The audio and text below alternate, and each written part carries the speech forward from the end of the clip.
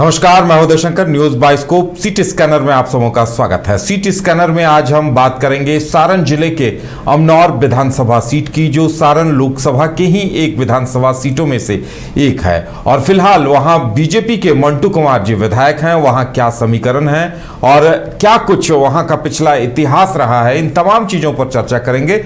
हमारे साथ ज्यादा जानकारी के लिए हमारे वरिष्ठ सहयोगी राकेश रंजन जी हैं।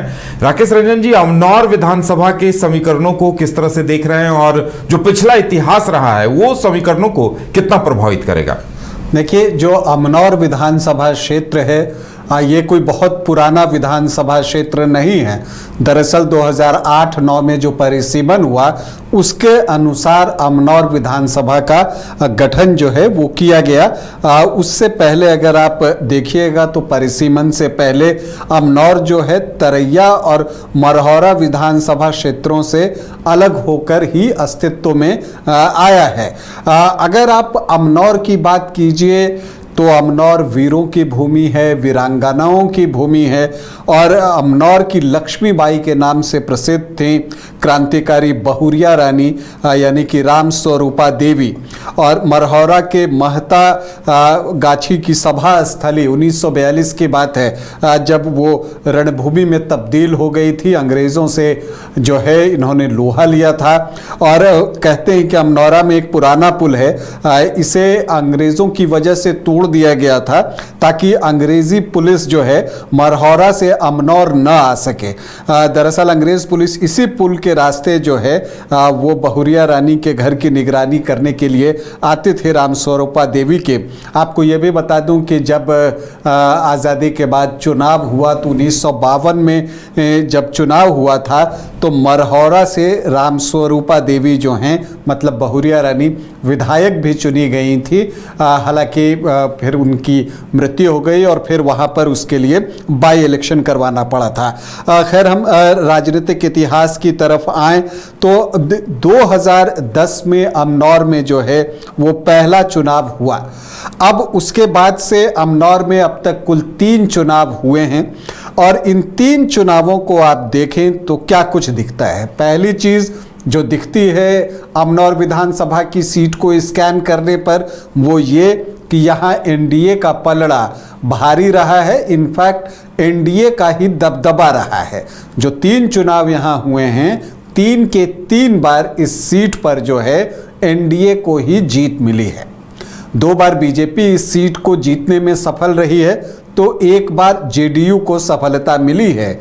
लेकिन जब जेडीयू को सफलता मिली है तब वो एनडीए का हिस्सा था। साल 2010 की बात है। लेकिन 2015 में जब महागठबंधन बना था जिसमें आरजेडी, जेडीयू और कांग्रेस तीनों दल एक साथ थे और अंक गणित इस महागठबंधन का बहुत मजबूत था, उस कठिन परिस्थिति में बीजेपी ने यहां से जीत हासिल की थी। ये चीज़ें अमनौर विधानसभा सीट को स्कैन करने पर दिखता है। एक और चीज़ अमनौर विधानसभा सीट पर दिखती है कि यहाँ जो मुकाबले होते हैं वो आम तौर पर त्रिकोणीय होते हैं। कोण उससे ज़्यादा बढ़ जाए लेकिन आमने सामने की लड़ाई होती नहीं। यहाँ पर आम तौर पर ट्रायंगुलर मुकाबला ही होता है।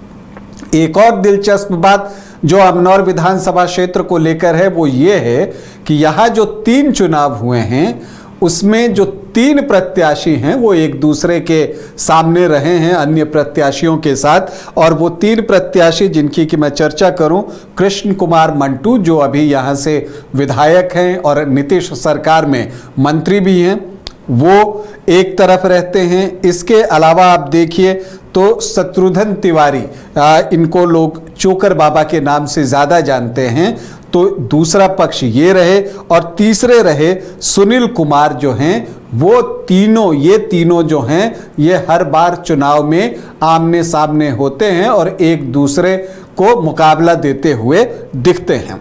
अब अगर हम अमनौर विधानसभा के आखिरी 3 चुनावों को आंकड़ों के जरिए समझने की कोशिश करें तो साल 2010 में यहां जेडीयू ने अपना प्रत्याशी दिया था और कृष्ण कुमार मंटू जो है जेडीयू के प्रत्याशी थे। और तब कृष्ण कुमार मंटू को 29,508 वोट मिले थे। 30.5% वोट था, 30.54%। दूसरे स्थान पर सुनील कुमार रहे थे, लेकिन तब वो निर्दलीय चुनाव लड़ रहे थे और निर्दलीय चुनाव लड़ते हुए उन्हें 18,991 वोट आए, मतलब 19.66%। और शत्रुघ्न तिवारी यानी कि चोकर बाबा जो है तब तीसरे स्थान पर रहे थे और वो भी तब निर्दलीय ही चुनाव लड़ रहे थे और उनको 15,547 वोट आए थे, 16.1%। और अगर हम पार्टियों की बात करें तो जेडीयू के बाद जो पार्टी रही थी वो चौथे स्थान पर रही थी, एलजेपी, शैलेंद्र प्रताप, जिनको कि 11,000 वोट आए थे, 11.39%। तो एक चतुष्कोणीय मुकाबला, क्वाड्रेंगुलर फाइट थी, जिसमें कि कृष्ण कुमार मंटू 10,517 वोटों से चुनाव जीतते हैं और अमनौर जो विधानसभा बना उसके पहले विधायक बनते हैं। 2015 में महागठबंधन अपनी शक्ल अख्तियार कर चुका था और वहां पर जो है जेडीयू, आरजेडी और कांग्रेस एक साथ चुनाव लड़ रहे थे। सिटिंग सीट थी जेडीयू के, जेडीयू ने ही प्रत्याशी दिया और अपने सिटिंग विधायक को ही टिकट भी थमाया, मतलब कि कृष्ण कुमार मंटू ही तीर निशान पर चुनावी मैदान में उतरे। और अब एनडीए से जो है बीजेपी ने इस सीट पर लड़ने का फैसला किया और जो पिछला चुनाव निर्दलीय लड़ रहे थे शत्रुघ्न तिवारी यानी कि चोकर बाबा, उनको बीजेपी ने अपना प्रत्याशी बना लिया। लेकिन सुनील कुमार एक बार फिर से निर्दलीय चुनावी मैदान में थे, तो फिर से जो ये तीन योद्धा थे एक दूसरे का मुकाबला कर रहे थे। शत्रुघ्न तिवारी को आए 39,134 वोट, मतलब कि 29.85% वोट। कृष्ण कुमार मंटू जो जेडीयू के प्रत्याशी थे 33,883 वोट, मतलब 25.85% वोट। और सुनील कुमार जो निर्दलीय चुनाव लड़ रहे थे उनको आए 29,226 वोट, मतलब 22.29% वोट। तो यहाँ पर चोकर बाबा यानी कि शत्रुघ्न तिवारी जो है वो 5,251 वोटों से चुनाव जीतने में सफल रहते हैं। तो ये एनडीए की लगातार दूसरी जीत थी, लेकिन जेडीयू की यहाँ पर हार हुई थी। फिर 2020 आता है, तब तक राजनीतिक परिस्थितियां एक बार फिर बिहार में बदलती हैं और जेडीयू वापस से एनडीए फोल्डर में आ जाता है। तो इस सीट पर आरजेडी अपना प्रत्याशी देता है और आरजेडी प्रत्याशी किन्हें देता है? आरजेडी प्रत्याशी देता है पिछले 2 चुनाव से निर्दलीय प्रत्याशी के रूप में शानदार प्रदर्शन कर रहे सुनील कुमार को। वो आरजेडी प्रत्याशी के रूप में चुनावी मैदान में उतरते हैं, लेकिन बीजेपी अपने सिटिंग विधायक का टिकट काट देती है। इससे नाराज चोकर बाबा निर्दलीय चुनावी मैदान में उतर जाते हैं और यहां पर कृष्ण कुमार मंटू जो कि 2010 में जीते थे, 2015 में दूसरे स्थान पर थे जेडीयू से, वो बीजेपी का दामन थाम लेते हैं और फिर से एक त्रिकोणीय मुकाबला 2020 में होता है, जिसमें कृष्ण कुमार मंटू को 63,316 वोट आते हैं, मतलब कि 42.3% वोट। और सुनील कुमार जो कि आरजेडी के प्रत्याशी थे उनको 59,635 वोट आते हैं, मतलब 39.8%। और चोकर बाबा को 7,493 वोट, मतलब कि 5% वोट। तो इस ट्रायंगुलर फाइट में बहुत क्लोज फाइट होती है, जहां पर कृष्ण कुमार मंटू 3,861 वोटों से सुनील कुमार को शिकस्त देते हैं। देखिए, कृष्ण कुमार जो हैं उन्होंने जो है 19 फरवरी 2025 को जो है पटना में कुर्मी एकता रैली की थी और इसी तरह की एक रैली 1994 में नीतीश कुमार ने भी की थी। तो ये रैली की थी कुर्मियों की एकता के लिए, खुद कुर्मी जाति से हैं, तो एक वो प्रत्याशी हैं। सुनील कुमार जो हैं वो यादव जाति से आते हैं और शत्रुघ्न तिवारी जो चोकर बाबा हैं वो भूमिहार जाति से आते हैं। तो ये 3 अलग अलग जातियां यहाँ पर हैं और इन्हीं तीनों के बीच पिछले 3 मुकाबले यहाँ पर हुए हैं और ये भी ऐसा लग रहा है ऑलमोस्ट कंफर्म जैसा कि आने वाले चुनाव में भी ये 3 प्रत्याशी जरूर होंगे 2025 में। अगर आप यहाँ पर दावेदारों की बात करें तो देखिए, कृष्ण कुमार मंटू तो बिहार सरकार में मंत्री हैं, तो ऐसी परिस्थिति में उनका टिकट तो कट ही नहीं सकता।